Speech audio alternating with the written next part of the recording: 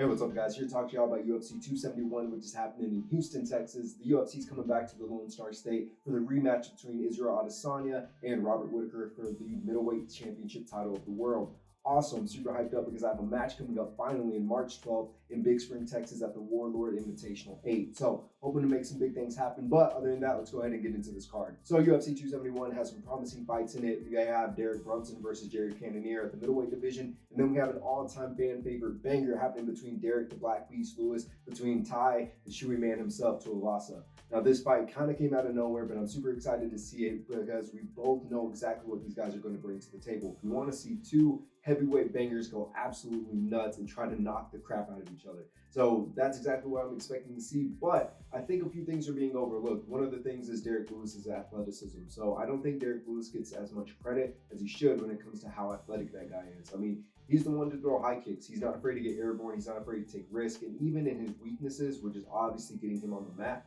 he's still able to get conditioned enough to get back to his feet, positions multiple times, but we've also seen him take a couple L's whenever it comes to guys who are able to wear out his gas tank. In his last time out against Rogan, we saw that there wasn't a single shot that knocked Derrick Lewis out completely, but Derrick Lewis just didn't have anything for him when it came down to Rogan's pace and his timing. That being said, we've also seen Derrick Lewis been hit with some crazy hard shots that would put out the majority of human beings on this earth. So his chin definitely can't be overlooked. And the same goes for Ty Tuivasa. This guy's been out there with absolute killers, and he's been able to rise to the occasion multiple times, whether it's by decision or whether it is by finishing the fight, as we all love to see. And he's become infamous for those shoeys along the way, which are causing a major controversy, whether it's cool, whether it's nasty. I think it's a little bit of both, but that's a side note. I think Ty Tuivasa's best chance of beating Derrick Lewis is that he's going to have to put a crazy pace on him quickly and get Derrick Lewis questioning what's available for him to do and how to react to it. That means throwing at many different angles and not just staying right in front of Derrick Lewis where he can expect to hit you at. And Ty Tuivasa is at least going to have to time out whenever he's ready to make those explosive combinations and angle movements happen. And if not, Derrick Lewis needs to prepare for a quick, devastating counter. The winner of this fight is going to be determined by one simple thing.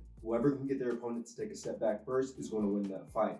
And to be honest with you, this fight is kind of a toss-up. It's honestly a 50-50 shot, and I think Derrick Lewis is going to have the advantage, though. He's been in more experienced fights. He's been in more of those high-pressure scenarios. I also see Derrick Lewis having the advantage of where he doesn't have to worry about getting taken down or being submitted or anything like that. This is simply striker versus striker, who can knock the head off of their opponent first and who's leaving Houston with a W. He's had to rise to the occasion multiple times, and I feel like he's going to be in his hometown, he's going to have the crowd behind him, and it's going to be a lot of overwhelming factors for Ty Tuivasa to deal with. That being said, I see Derrick Lewis winning in the second round via TKO. So getting into the main event. So this main event is one where Israel Adesanya has just shown his dominance of the middleweight division. Now he's starting to lap everybody else in the division again. So, quick recap. The last time these two met was in October of 2019, and going into that fight, Robert Whittaker had been out for about a year and a half.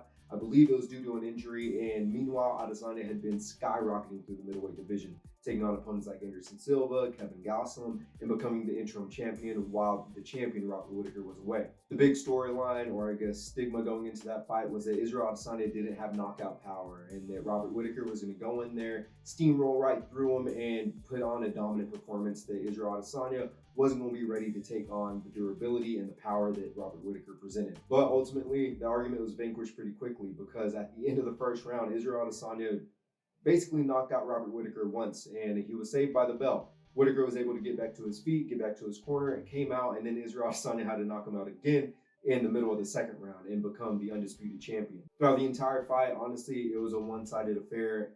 Israel Adesanya just overwhelmed Robert Whittaker, not only with his angles, but with his timing, landing multiple combinations and also keeping at bay with his jab and also using his leg kicks to a great advantage. It was crazy to see how Israel Adesanya had so much confidence and didn't even hesitate to land some of the shots he was landing, and Robert Whittaker absolutely had nothing for him. So going into the rematch, I'm confident that it's going to be a much more competitive fight than it was the first time around. Let's be honest, Israel Adesanya went out there the first time, did a whole dance routine with him and his crew, and went out there and pulled off a flawless victory. This time around, I don't see Adesanya taking control as easily. I think that Robert Whittaker has done some things to up his game. Israel Adesanya has been very open and very acknowledging of that. I believe that Robert Whittaker is going to be much better off with his timing and his ability to cut the cage off and being able to use his takedowns to an advantage. That way, he's not just bull rushing and hoping to overpower Adesanya straight up, squared up, that didn't work out at all for him last time. Although Adesanya has been in more 5-round fights here recently, I do think that both of these guys have great conditioning. I think what it's going to come down to is who can be more efficient with their energy, who can get their opponent to exhaust them more energy when it comes to these exchanges, level changes, and obviously moving around the ring. Now, I do see Adesanya winning most of these exchanges when it comes from distance, and especially when he's out in the open and able to move around. That's when Izzy's really at his best, especially when he got you guessing from what's coming up top, the leg kicks down low, and especially whenever he's willing to move in and out of range. But Whittaker could definitely do some damage if he's able to crowd Izzy and make the most of those close range exchanges, and also if he's able to get Izzy on the mat and keep him there. A tool that he didn't use much last time, but as we saw in his last time out against Kevin Gastelum, his takedowns have improved tremendously, and especially going against an experienced wrestler like Gastelum, we can only hope to see that he's able to do that against Adesanya as well, as we've seen the devastating effect that just the simple threat of a takedown can do to experienced strikers. Although Adesanya's obvious kryptonite is getting him on the ground and keeping him on the mat, after seeing him go against experienced wrestlers like Marvin Vettori and Jan Blachowicz, getting Izzy on the ground and keeping him there is no simple feat. So to have a better chance of this fight, Whittaker's going to have to choose his strikes and his shots very, very wisely,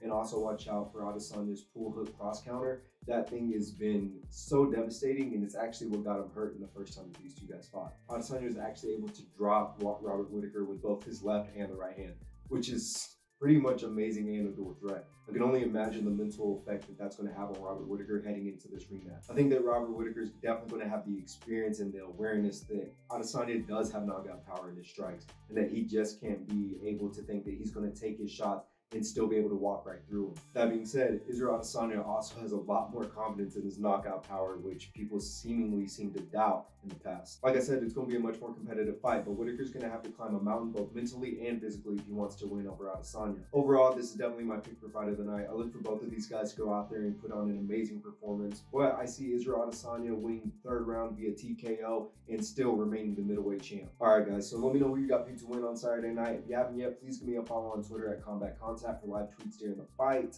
memes, other stuff like that. If you haven't yet, check out my promo videos I've been working on. Maybe you could use a little help on as well. And as always, guys, stay safe, stay blessed. I'll see you in the next video. Thank you.